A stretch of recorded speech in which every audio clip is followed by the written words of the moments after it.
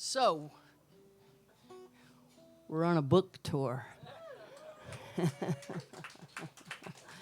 This came out July 6th, and we're going around with a car full of cases of them, and singing and reading and signing, and really excited to have finally completed this book after 6 years of working on it, and have it published through the wonderful company St. Martin's Press, which is a good company, and really happy to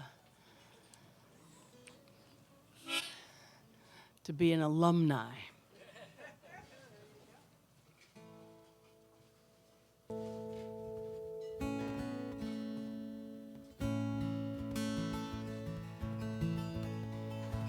Highway 90 westbound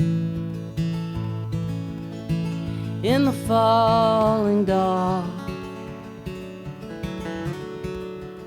rolling past cornfields, catfish farms and swamps, a Pascagoula sunset, longing breaking through. Don't know why I'm always leaving. I don't know why I left you. Won't you meet me in the meadow? We can look up at the stars, lean into the wind, dream again, find out who you are. Won't you meet me in the meadow? No more alone.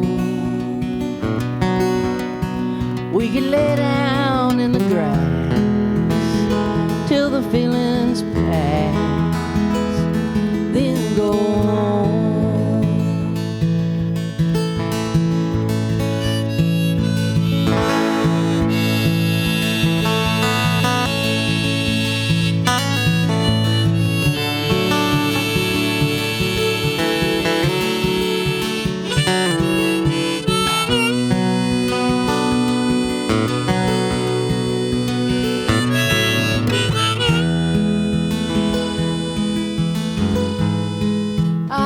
So much to tell you.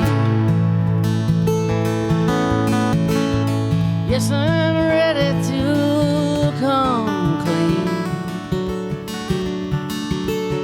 I'm so tired of running from things that cannot leave. You and me in Mississippi, battled, beautiful, and scarred, in need of forgiveness and the grace of God. Won't you meet me in the meadow? We can look up at the stars, lean into the wind, dream again, find out who we are. Won't you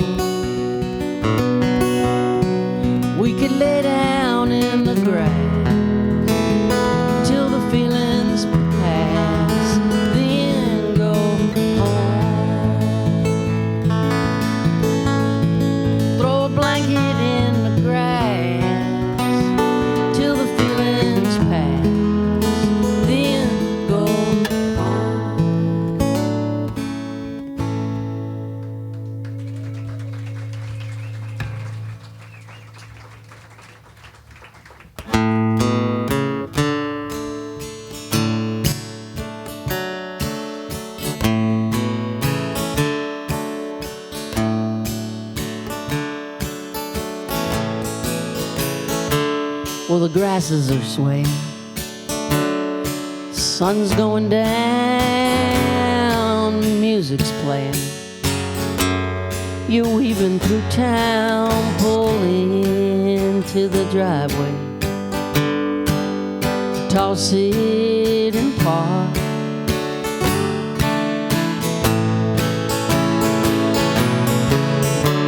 Stare out of the windshield, out into the world. It was all for the love of a reckless girl who left you with a second place smile and a broken heart.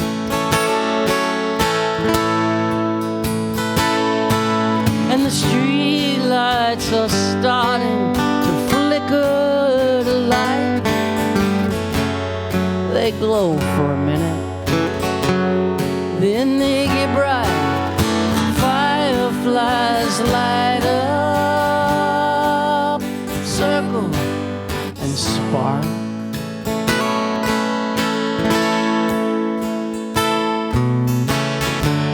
But there's nothing really that you can do. Put your hands in your pockets, try to get through the distance between the daylight and the dark.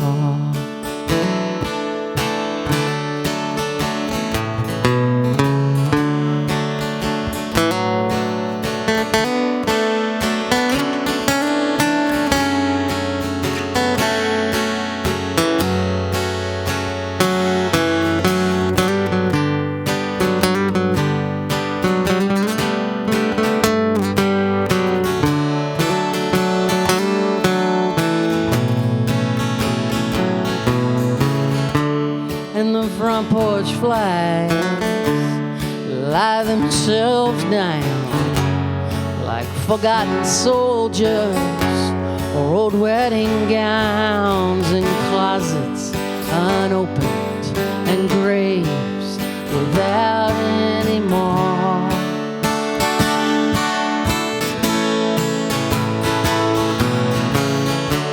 As the night curtains lower behind the rooftops, shadows dance across the sidewalks, ricochet off of the houses like pieces of art.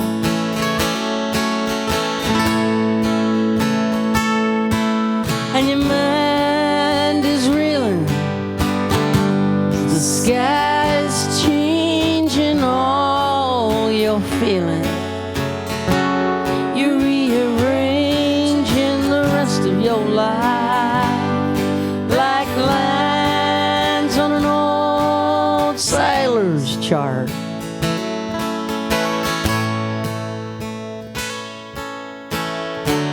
So you climb back in, fire the ignition, put your hands on the wheel, head into the distance between the daylight and the dark.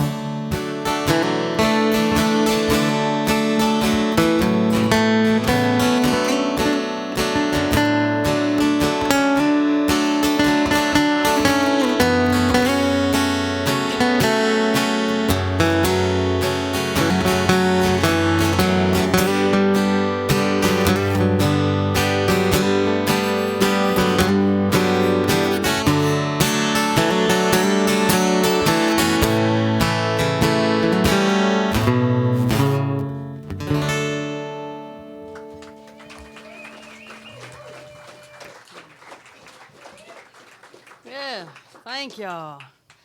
Thank y'all so much. Well, where do songs come from?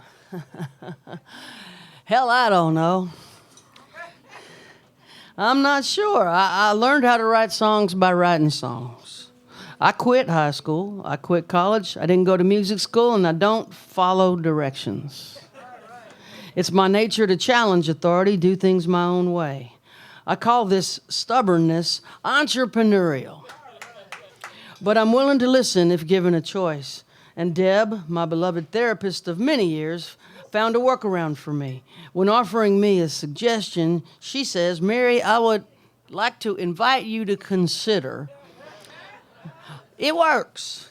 So this book is a collection of stories, observations, and ideas that I'm inviting you, the reader, to consider. It's also a behind-the-curtain glimpse into my life and my songwriting process. It's not a rule book. Even if I was interested in rules, I don't know of a single songwriting rule that can be universally applied. There are no absolutes in songwriting. No one holds a monopoly on how it should be done. Beyond reason and conscious thought, past my own story, behind firewalls of self-protection and fear, sits a mysterious power that turns a good song into a great song. I've sat for hours trying to figure out a song, hopelessly stuck. My best writing happens in a kind of trance, an exercise in faith. I only know I've gotten there in retrospect when the words and melody do more than I imagined possible when I was putting them together. I'm not in charge of the flow. All I can do is show up and direct focused effort, hope the mystery will assist. The process is often about emptying my mind until I can access the state of consciousness where I'm not writing, but I'm feeling and listening. Sometimes that state of consciousness eludes me completely, leaving me frustrated. So I walk away. I let it rest. I try again tomorrow. This is what it's like to be a songwriter. Honestly, it can be an ordeal. People ask me if I think songs can change the world. My answer is yes, absolutely.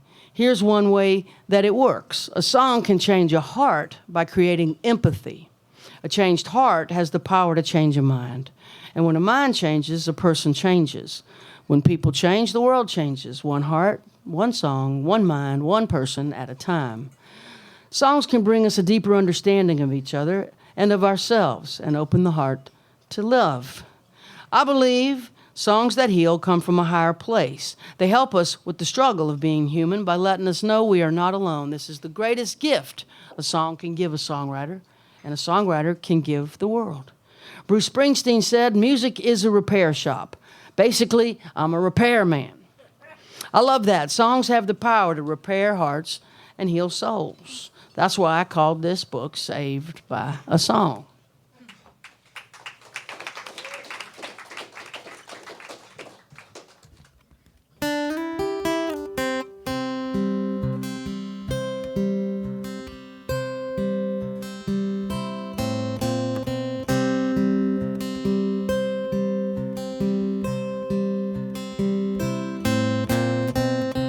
Get home at 5:30, fix his drink and sit down in his chair. Pick a fight with mama, complain about us kids getting in his hair. At night he'd sit alone and smoke. I'd see his frown behind his lighter's flame. Now that same frown's in my mirror. I got my daddy's blood inside my veins. Fish swim, birds fly, daddy's yell, moms cry. Old men sit and think.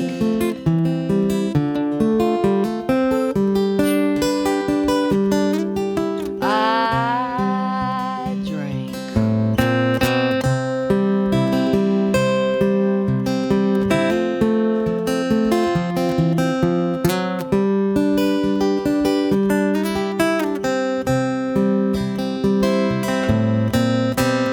Chicken TV dinner, 6 minutes on defrost and 3 on high. Beer to wash it down with, another, then some whiskey on the side.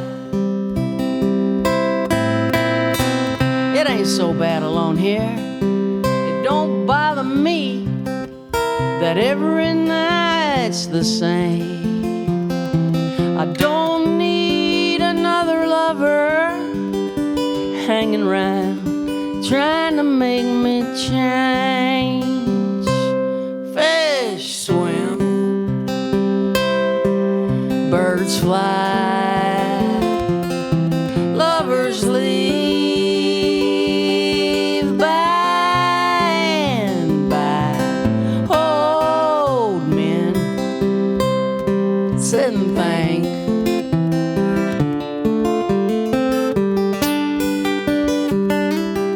I drink, I know what I am, but I don't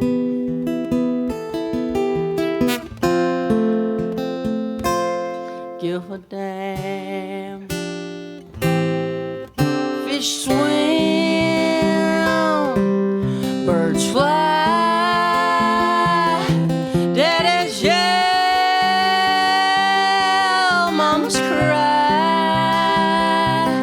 Old men sit and think.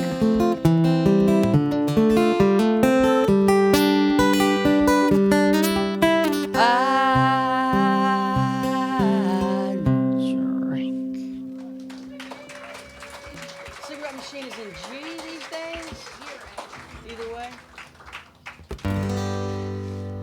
Stumbling past your house, babe, at the break of day. I thought I saw your silhouette dance against the shade. I went down to the mission. I called and called your name till an angel with a face like yours came down and let me in. Thought I saw your reflection in a cigarette machine, in a bottle, in a gutter, in a window on a street, in a storefront, in a picture on an old broken TV. I swear it was you staring back at me. And I heard soldiers' voice by the city gate. There were junkies lying on the ground. They made me look away. I spilled you on a mirror. I chopped you into lines over some old kitchen sink. I tried to make you die. Thought I saw your reflection in a cigarette machine, in a bottle, in a gutter, in a window on the street, in a storefront, in a picture on an old broken TV. I swear it was you staring back at me.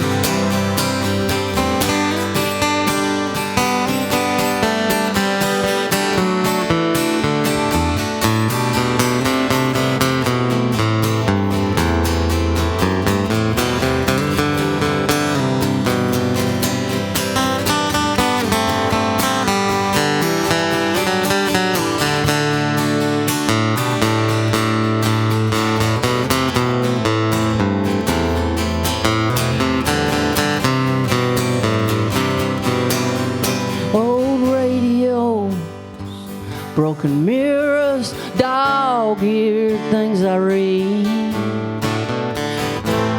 worn out movie stars and fading limousine. I struggle through the old charades, cowboy cops and clowns. I can't keep up with parades, I keep falling down. Thought I saw your reflection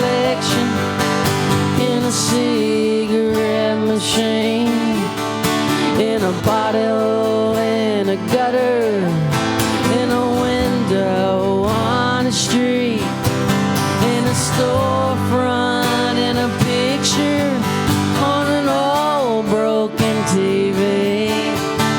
I swear it was you staring back at me, in a storefront, in a picture on an old broken TV. I swear it was you staring back at me.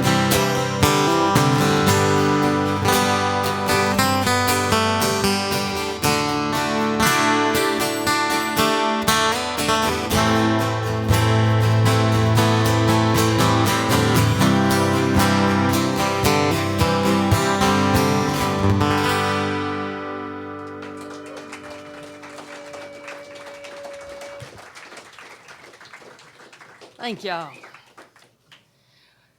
Well, the book is broken up into chapters that are centered around a song. And there's 13 chapters, 13 songs. And I'm going to read you a chapter about moving to Nashville. And this is the chapter that I wrote about a song I wrote called Our Lady of the Shooting Stars. So this goes like this. The first year I lived in Nashville, I was invited to a party at music photographer Jim McGuire's house that became a song circle with Guy Clark, Lyle Lovett, John Hyatt, Joe Ely, Steve Earle, and Nancy Griffith. That's what I said. It was a wonderful night, and I was on the edge of my seat, desperately wanting to go from being in the audience to swapping songs with that group of legends. I knew I was in deep waters, the new kid in town, but oh, how I longed to sit in that circle. I'd deeply admired everyone in it for years. As the music was winding down, Nancy looked over and asked, "Mary, would you play us a song?" I knew her because I'd opened a string of shows for her a month prior. I was absolutely thrilled when she invited me to play. I sat in the chair she offered, took her guitar into my hands, and I played a song I wrote called Our Lady of the Shooting Stars. The other songwriters closed their eyes and nodded as I played. Some even smiled. No wild applause or pyrotechnics when the song ended, but the smiles and the nods made me feel like I belonged. I still had a long way to go, but joining that circle was validation that moving to Nashville had been a good decision for me. Holding my own in that circle of songwriters whose records I owned and whose careers I followed gave me confidence. I was thinking of you with Three Women and the Truth, with Eliza and Gretchen, yes. Being around songwriters I deeply admired, it humanized them and made the star I was reaching for feel less distant. When I was done, I handed Nancy her guitar back. She shook her head no and said, "Keep it." I froze, holding her engraved signature Sunburst Taylor 612 cutaway guitar in mid-air, question marks in both of my eyes. "It's yours," she said. "When I moved to Nashville, Harlan Howard gave me his guitar. I'm giving you mine." I was speechless, but somehow found the courage to say, "Would you sign it?" And she did. She signed it for Mary, because you will sing. I found out later it's an old Nashville tradition to pass on a guitar. It's an attempt to stay on the good side of the muse and the mystery. Some songwriters believe it is one way to keep songs flowing. Harlan Howard gave Nancy one of his guitars because he felt there were no more songs left in it for him, but maybe there would be some in there for her. Nancy had done the same for me. Welcome to Nashville, kid. Remember to stay on the good side of mystery and paradox. They are your wheelhouse now.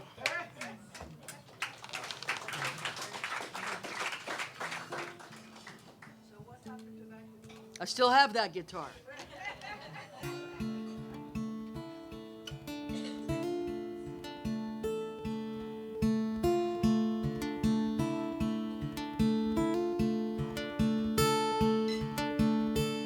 Am I in the wrong? Ha ha ha ha ha ha.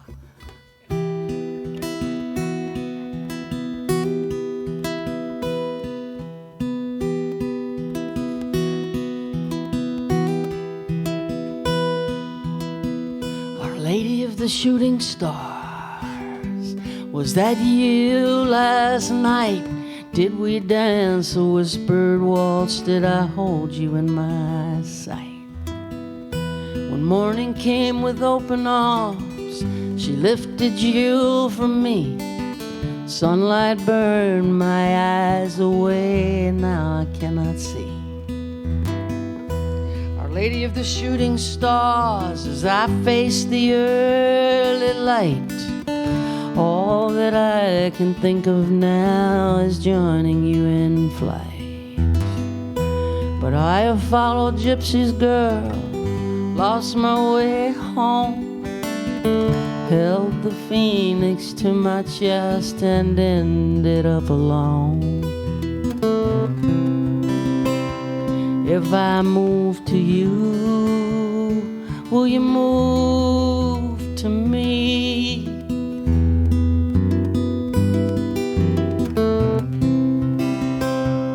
If I move to you, will you move to me?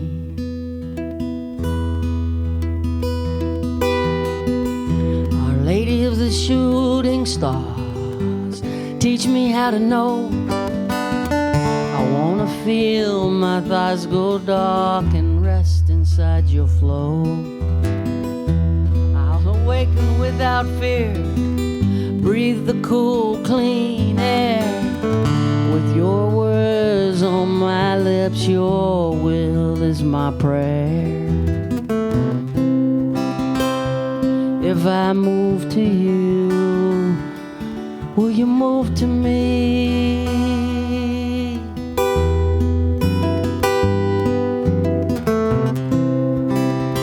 If I move to you, will you move to me?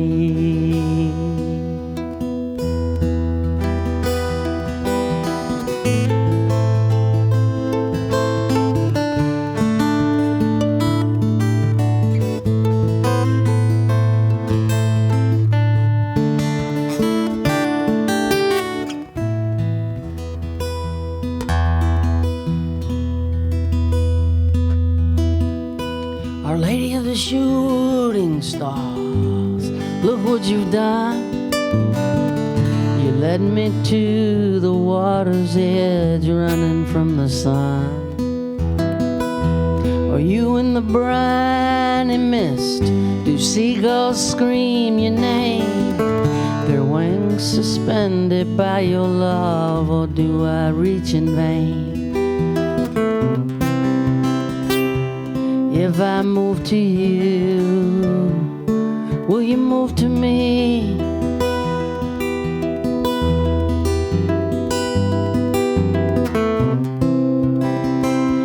If I move to you, will you move to me?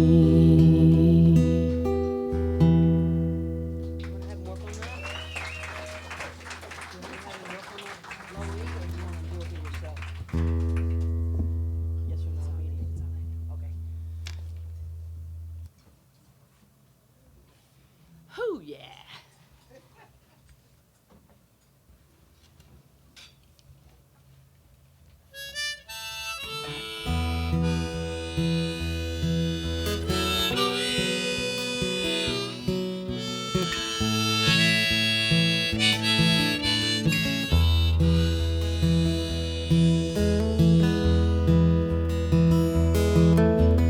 Steam train Maury died last night. His wife wandered by his side. He caught the westbound out of here, hopped the high irons to the bye-bye. They say he jumped 10,000 trains, rode 1,000,000 miles for free, helped out at VA hospitals and penitentiaries. Dandy Dave, rusty nails, and sweet lady sugar cane. Dead-Eye Kate and the baloney kid raise a cup tonight in Steam Train's name. Senators and congressmen, puppets on a string, a among windswept vagabonds. Steam train was king, he was the last of the hobo kings. He was the last of the hobo kings.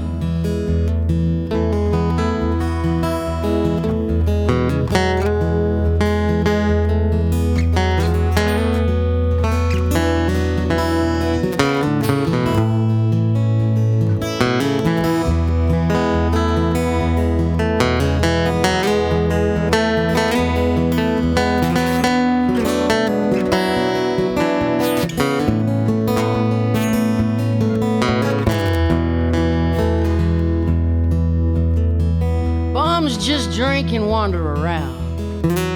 Tramps dream and wandered too. But a hobo was a pioneer who preferred to work for food. He knew how this nation was doing by the length of a sidewalk cigarette butt. Born with an aching wanderlust embedded in his gut. Hound, beaten, laughed at, broke, chased out of every town with his walking stick scepter, with his shredded coffee can crown. The last of the hobo kings. He was the last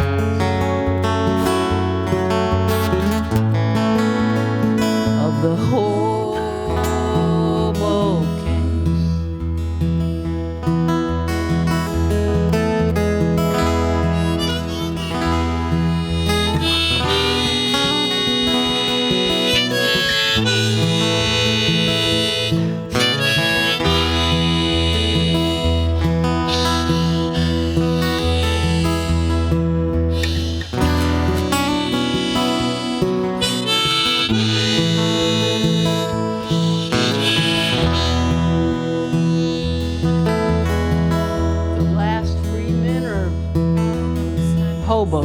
Steinbeck said and paid them cash. The stories he bought from them helped him write the Grapes of Wrath. But boxcars have been sealed for years and trespassers do time. Railroad yards are razor wired, now hoboing's a crime. So here's to you, steam train mooring. Hold that westbound tight as you ride off into history. The last hobo, the last ride, the last of the hobo kings. The last of the hobo kings.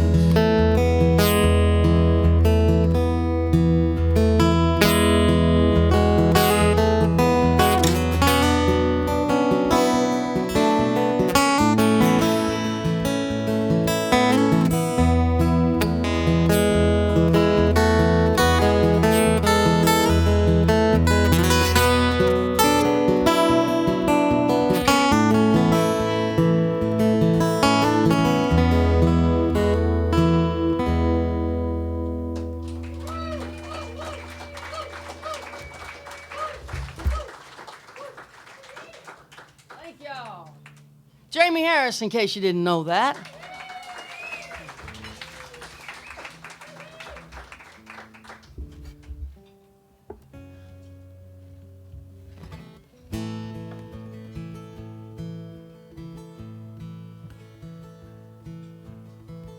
I'll think about the joy inside your laughter.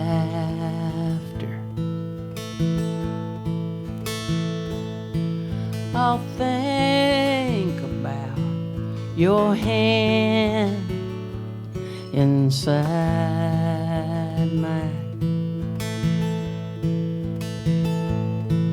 I'll think about the softness of your sweet skin as I try not to think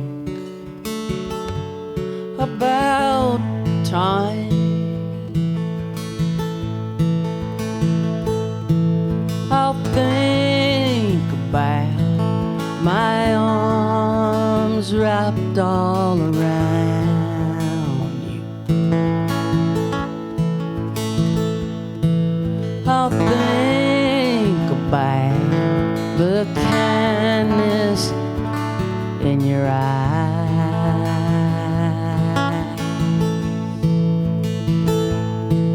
I'll think about how you showed up on my doorstep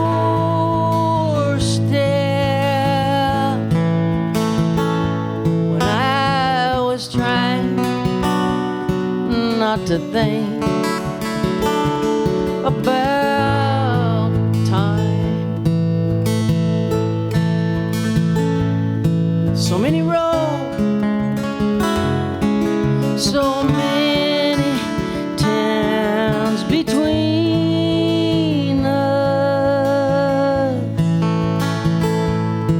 so many nights, so many stairs to climb,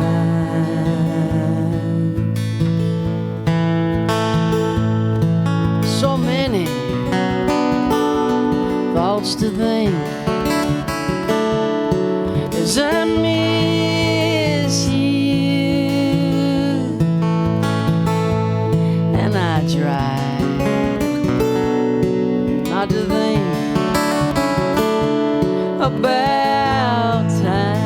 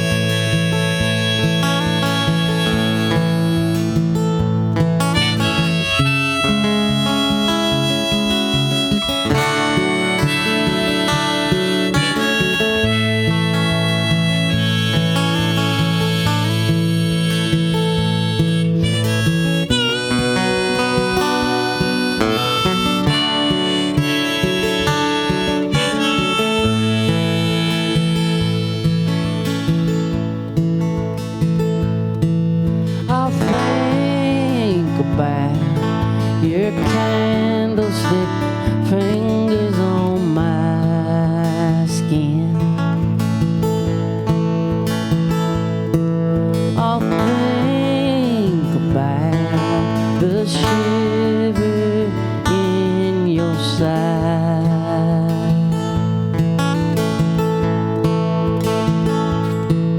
I'll think about how much I wanna kiss you as I try not to think about time. So many roads, so many towns between us, so many nights, so many stairs to climb,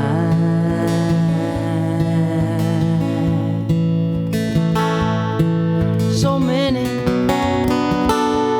thoughts to think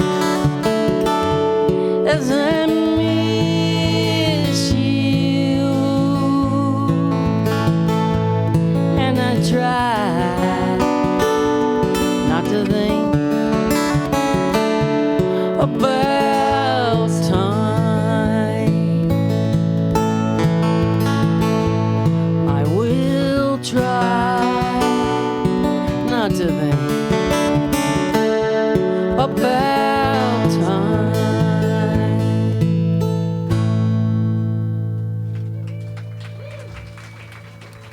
Thank y'all.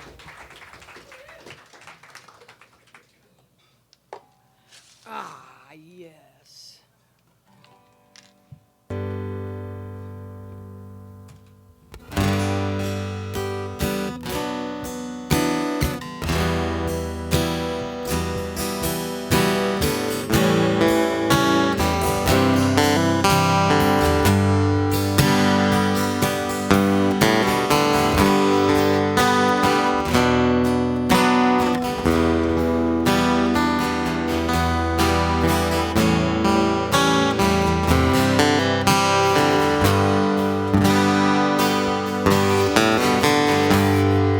Present city disappearing in the rearview mirror,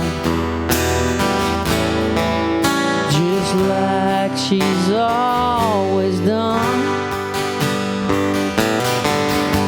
I spent my life running from the ghost of the Valkyrie, that dirty spillway water in the noonday sun. Daughters of charity left a mark on me. Keeping secrets, well, it just makes you feel alone. Magazine Street stole from me, and I never thought I'd find my way home. Thank God for you. I thank God for you. Wake up in the morning, I thank God for you. Thank God for you. I thank God for you. Wake up in the morning, I thank God for you.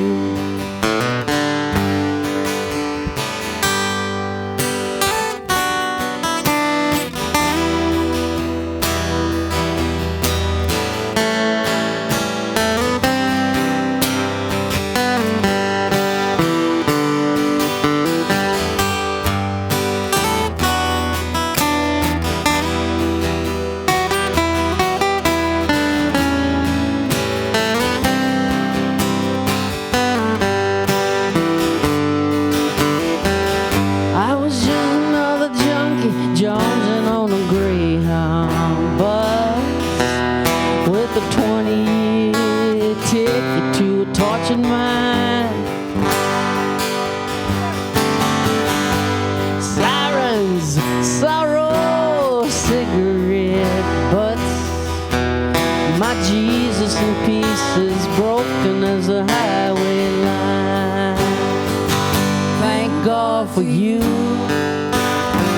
Oh, thank God for you. Wake up in the morning, I thank God for you. Thank God for you. Thank God for you. Wake up in the morning, I thank God for you.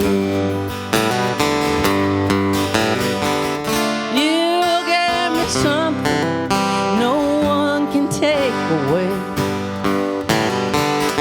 You saw right through me, and you love me anyway. Oh, thank God for you. Thank God for you. Wake up in the morning, I thank God for you. Thank God for you. I thank God for you. Wake up in the morning, I thank God for you.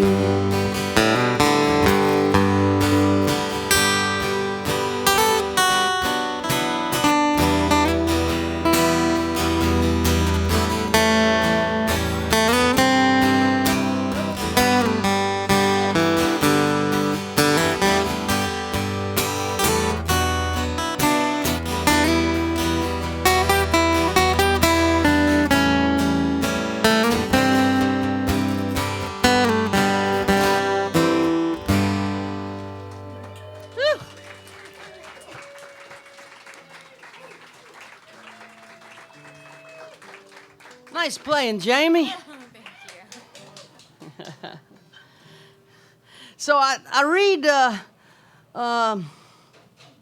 little bits of the book through the show, and this is sort of a mashup of a book. It's both a memoir, and I am speaking to songwriters about songwriting as well in the book. And my whole idea behind this is that music and song have been such an important part of my life. And the publisher actually summed it up and wrote in big red letters on the back of the book, "The redemptive power of song." So if you don't want to thumb through it and figure out what it's about, they told you. You know, music and song can be absolute joyful escapism. That's great. You know, you could just get in there and have a lot of fun with it. Or it could be a product for a marketplace used to make a lot of money. It can be all kind of things. It's a large umbrella that we work under, and it holds all of us. This is just my take on it. It's what I teach when I work with songwriters, and what I've been able to articulate after doing this for 30 years. I realized that music and song have been an important part of healing me and my recovery. And then I went and worked with military personnel who are dealing with trauma and found that music and song was useful to them too. So I found a little niche for myself in this art form, and that's what the book is about.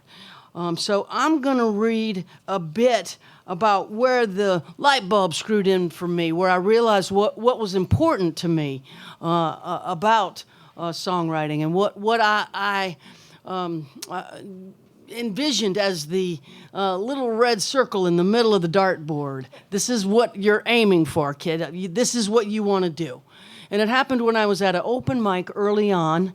I played open mics for over a decade before I walked away from my restaurant where I was working and part owner and moved to Nashville in 2001.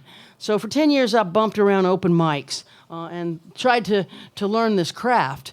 And an open mic is a mic where everyone is welcome who wants to get up and play a song. Usually you pay $5-10 at the door and you wait around for your turn and you get up and play a song. And usually you're just playing to other songwriters. And most of the time they don't care about you. They're not interested in you. They are there to play their song.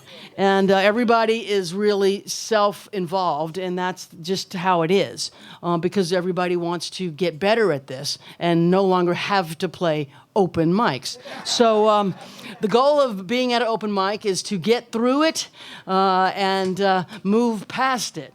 Some do, some don't. I have been blessed with the privilege of not having to do that anymore. So, about a year into playing these open mics, my friend Steve and I went to the old Vienna Coffee House open mic in Westboro, Massachusetts. Steve said the old Vienna's open mic was bigger and more high profile than the one at Club Passim in Harvard Square, where we had been going regularly. The old Vienna was the place to rub shoulders with the New England songwriting community. When we arrived, the room was absolutely packed. Amateurs signed up alongside up-and-comers, several who had record deals and songs on the radio. To me, these artists were superstars. I had never met anyone who had a song on the radio. I was absolutely in awe. But by midnight, I grew restless and uncomfortable in my straight-backed wooden chair. I was considering telling Steve I just wanted to call it a night. I was tired of waiting for my turn when the host introduced the next performer. The man took the stage in dirty overalls that clung tightly to his massive belly. He wore muddy work boots and a tattered straw hat. Round-faced, with puffy crimson cheeks, his large shoulders and huge head made the straw hat look tiny. His massive belly had the same effect on his guitar. He looked like a farmer, fresh from the field. People in the back of the room held back their groans. The MC helped him plug his guitar in. The guy immediately began strumming, hitting the strings without finesse, eyes to the floor, hands visibly shaking, offering no introduction. The man looked terrified. His face grew redder as he started to sing. He began to sweat profusely. The poor soul never looked up. In the cafe, legs were crossing and recrossing, papers were shuffling. It was getting really late. No one wanted to sit through this. The farmer sang his way through a verse, then he hit his first chorus and sang, "I got holes I can't fill and bills I can't pay. I'm gonna walk in the water till my hat floats away." I looked at my friend Steve, and Steve looked at me. This guy wasn't kidding. This wasn't an act. I quit thinking about the time, my uncomfortable chair. Everyone in the room was looking up at him, mesmerized. His voice was pitchy. He could barely play, but it no longer mattered. We all believed him. I went from thinking I had nothing in common with this guy to taking in his song with respect, even reverence. He sang the final chorus. "I got holes I can't fill and bills I can't pay. I'm gonna walk in the water till my hat floats away." As the last note of his song rang out, there was a long silence. No one even moved. We just stared at him. Then a smattering of applause from the front as a woman stood clapping with tears in her eyes. Somebody in the back stood too. The applause grew louder, and soon everyone who was left in the room was standing. Steve looked over at me and said, "That was freaking amazing." I desperately wanted to do what that farmer had done. I was traveling a road I wasn't sure of, worried I was too old to be starting this songwriting thing, unsure of my quirky voice and shaky guitar playing. But maybe age, looks, and mastery of my instrument didn't matter as much as I thought they did. The farmer was living proof. What comes from the heart goes to the heart. His simple song spoke to the innermost part of all of us, and we loved him for it. In 10 years of playing open mics, his was the only standing ovation I ever witnessed. A novice had delivered a song that raised goosebumps on my arms. How did he do it? Lucinda Williams said in a newspaper interview, "I met a young man who came to me for advice on how to be a good songwriter. I told him, don't be afraid to dig into the deepest part of yourself and face your demons. He gave me the saddest look and said, I don't think I can do that." He was afraid to do that. I felt bad for him. It never occurred to me that someone would be afraid to do that. I was starting to understand when a songwriter writes what they care about, what truly matters to them, and then boils down each line to its essence, the song becomes a snapshot of their soul. These snapshots are infectious. They go out into the world and become part of the experience of other living souls. The farmer in the hat's song connected us to him. It made us know we were not alone. The farmer left me with these instructions. Mean every word. Sing it simple, sing it plain, sing it clear, sing it true.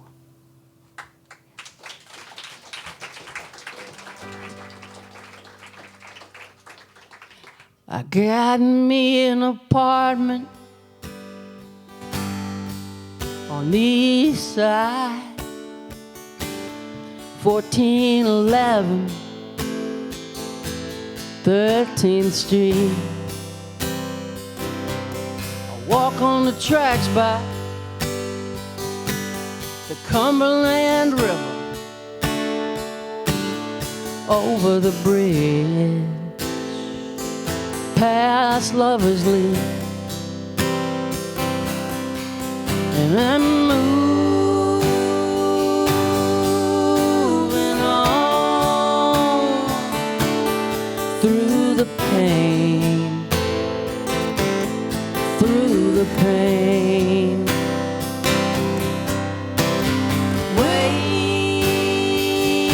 Waiting on another train, another train. Tore a hole in the pocket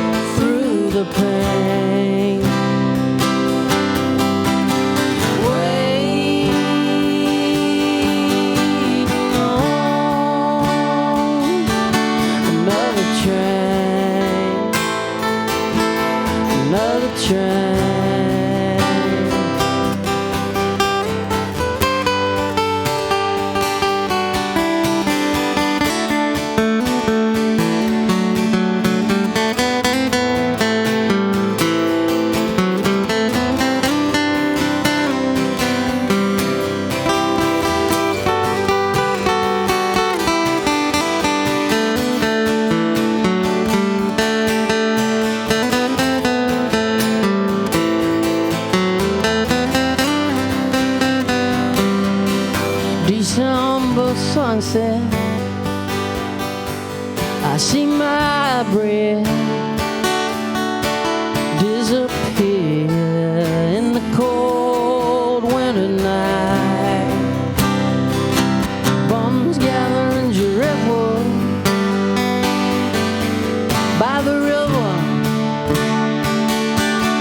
Whistle blows a lonesome sigh.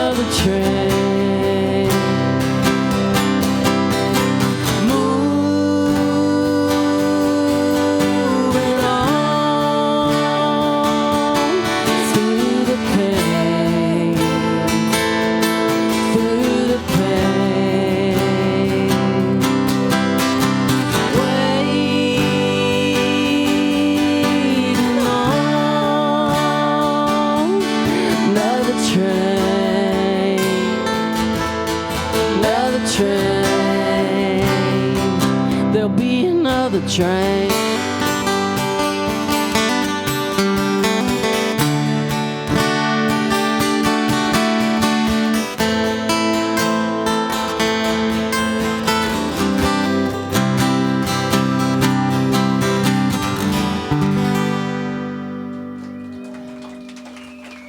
Thank you. That war after the war.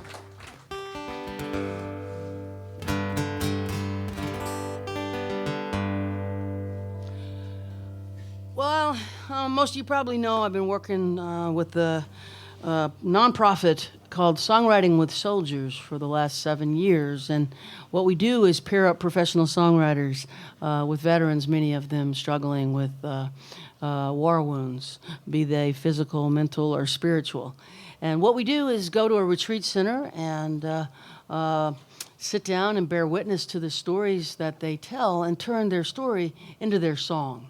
And I'm going to play a couple of songs from a collection of these songs that I put out in 2018 called Rifles and Rosary Beads.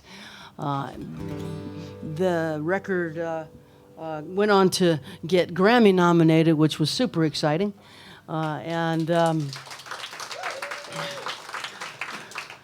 We are still doing the work. I'm actually going to be working with veterans in 2 weeks, something like that. 2 weeks, we're going to a retreat center outside of Washington, D.C. to work with EOD couples.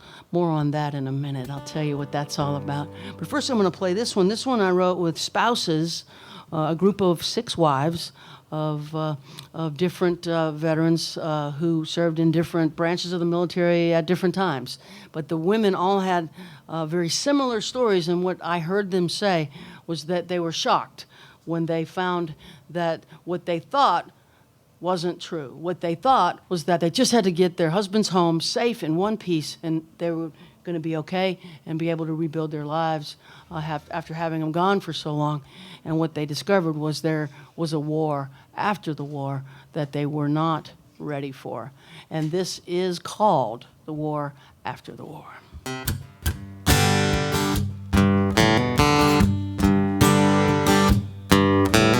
Who's gonna care for the ones who care for the ones who went to war? There's landmines in the living room, eggshells on the floor. Lost myself in the shadow of your honor and your pain. You stare out of the window as our dreams go down the drain. Invisible, the war after the war.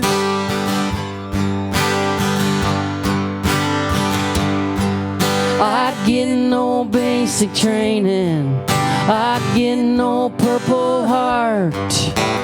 I am I'm supposed to carry on. I can't fall apart. People look at you and thank you for the sacrifice you made. They look at me and smile, say I'm lucky, you're okay, invisible. The war after the war.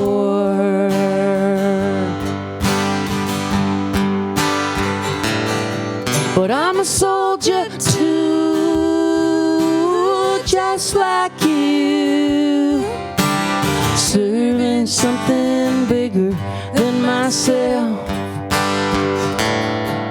I serve unseen, caught in between my pain and the pain of someone else.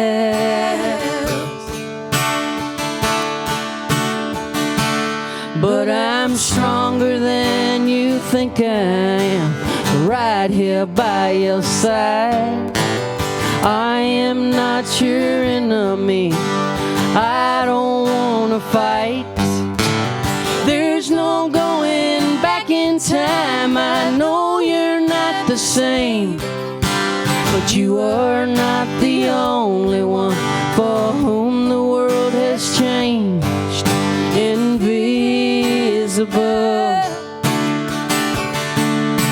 The war after the war.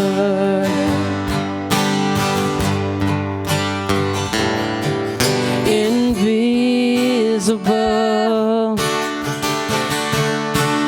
The war after the war.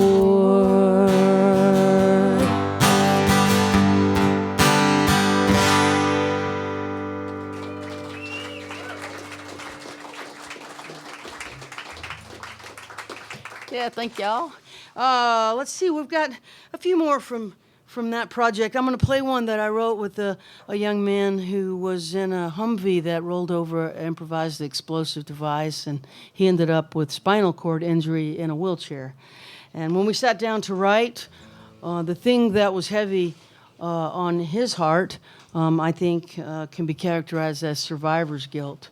And so what came to my mind was guardian angels, because what he said to me was, I don't know why I'm here. I shouldn't be here. And he shouldn't be gone. And I thought, well, maybe the friend that he lost is his guardian angel now. And so I mentioned that to him, and it spurred this whole conversation that led to this song. He said, well, there must be some reason I'm still on the ride. So we called this song Still on the Ride. And this one I wrote with Joshua Gertz, who served in the Army as a sergeant in Iraq.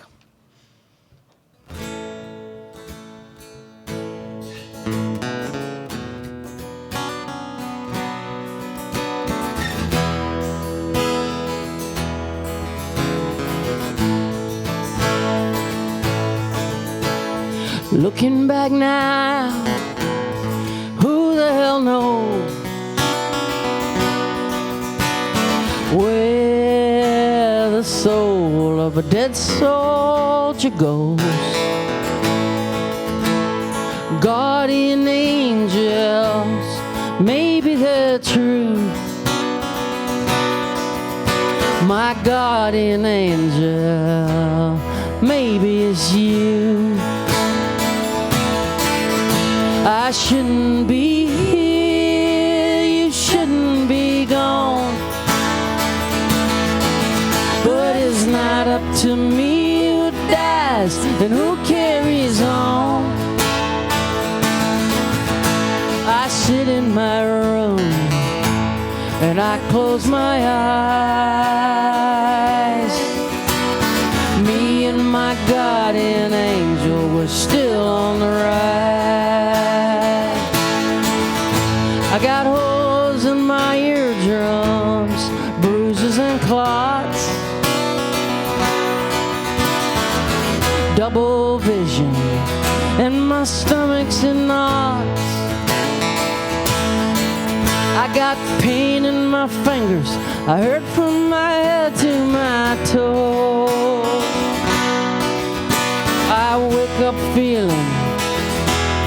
like I'm 90 years old.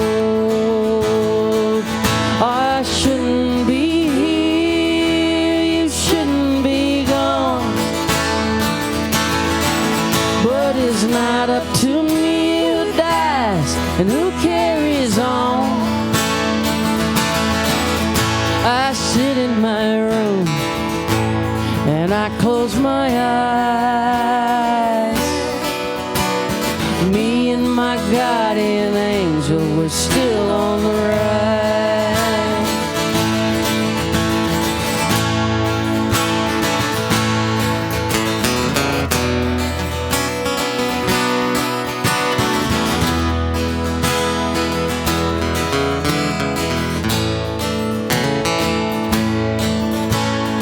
You were my brother, more than a friend.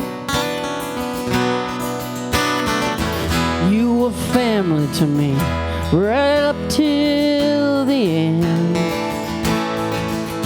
You're still with me now, I feel you, I know. You're pushing me forward, and you'll never let go.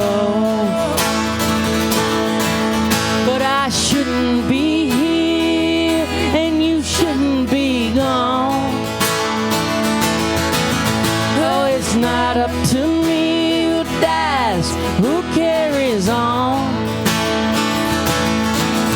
I sit in my room, I close my eyes. Me and my guardian angel were still on the ride. I shouldn't be here, you shouldn't be gone. But it's not up to me who dies and who carries on. I sit in my room, I close my eyes. Me and my guardian angel was still on the ride. Me and my guardian angel was still on the ride.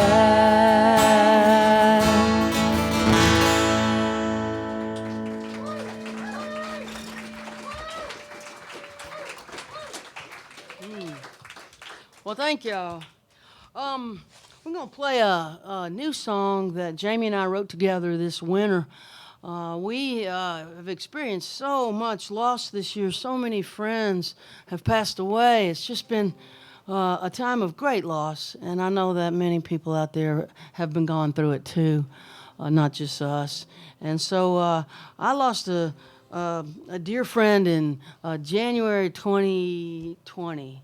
Mr. David Olney, really incredible, one of the great American songwriters. He passed away at a festival we were playing in Florida, at 30A Songwriter Festival. And then in March, we all lost John Prine. And then it's just been a series of losses ever since, and it keeps coming, and it's not over yet. We're still in a season of loss, I think. And Jaimee and I sat down and tried to capture how we were feeling, and sat by the fireplace in late November. We wrote this song. I'm gonna have Jaimee sing it, if you would, please.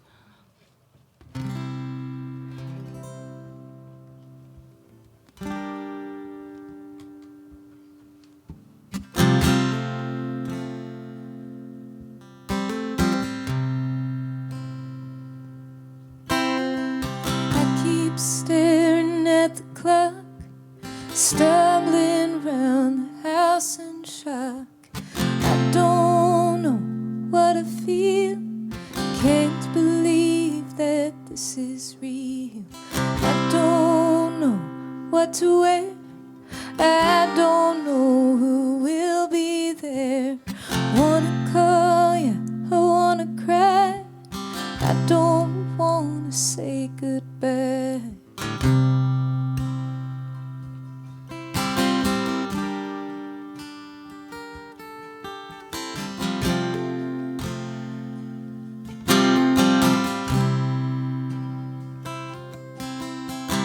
Turn the key, make the drive, I park and watch the cars arrive.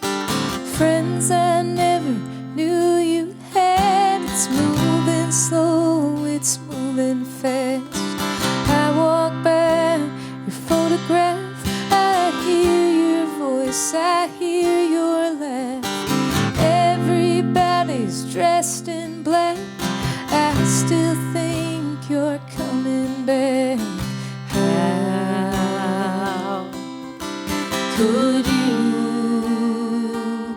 be gone?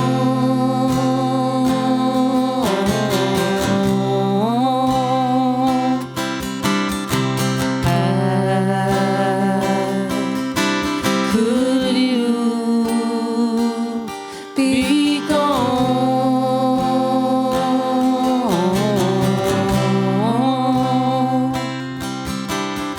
Sitting in a plastic chair, the preacher's words hang in the air. Cross of roses, pink and white, slideshow pictures of your life. Children run across the lawn, they don't understand you're gone. I'm looking for you in the crowd, I'm looking for you in the clouds. How could you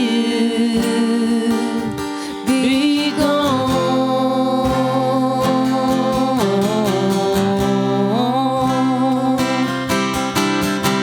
How could you be gone?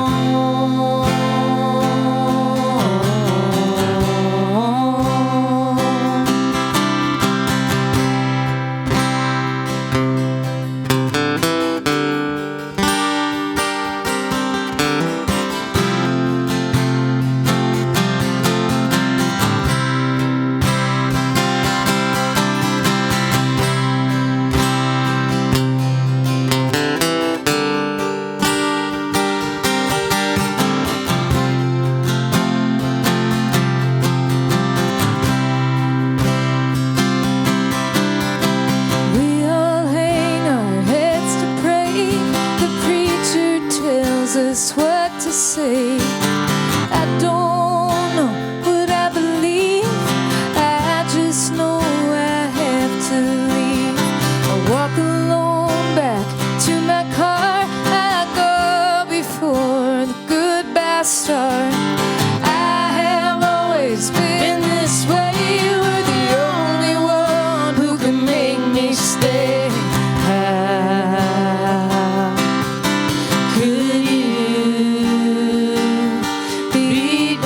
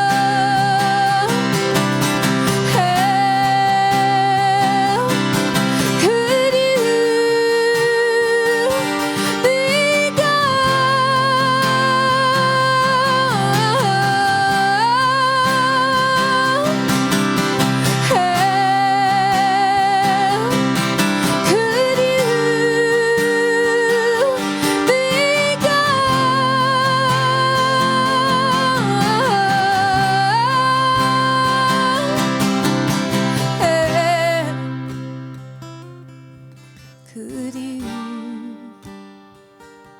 be gone?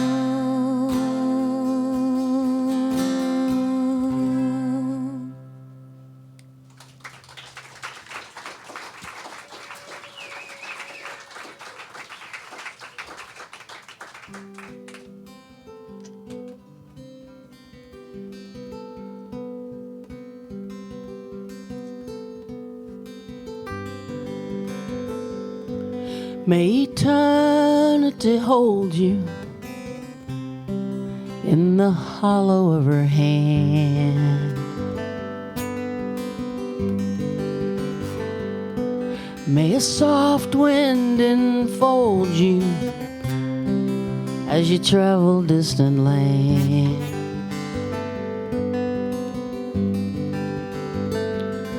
May the moon and stars delight you as the daylight dims,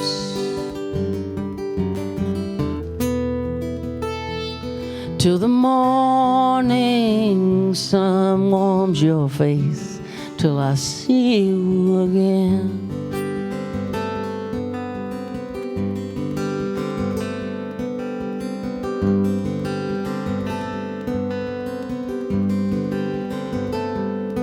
May you lay down your struggle beneath the silver sky.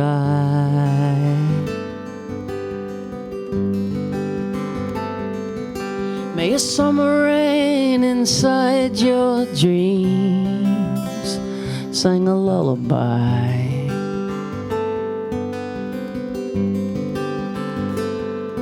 May there be no more sorrow, no more pain.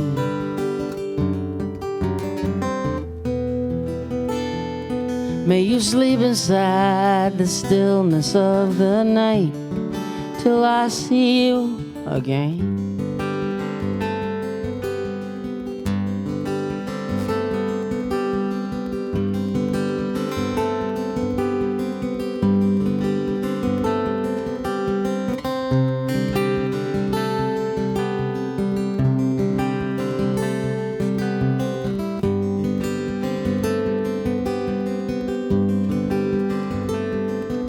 May you never be a stranger. May you never feel alone.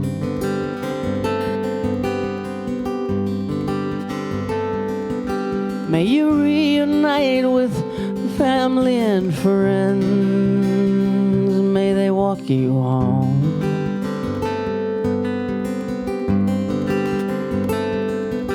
May love embrace you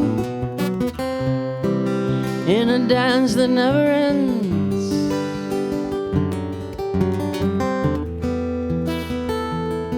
May you rest in gentle arms till I see you again.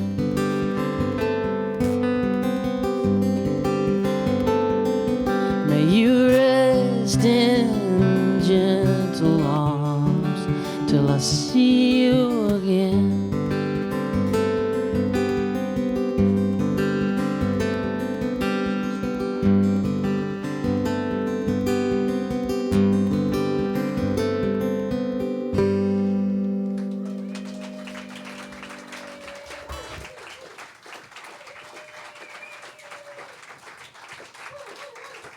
Thank y'all so much. Jaimee Harris.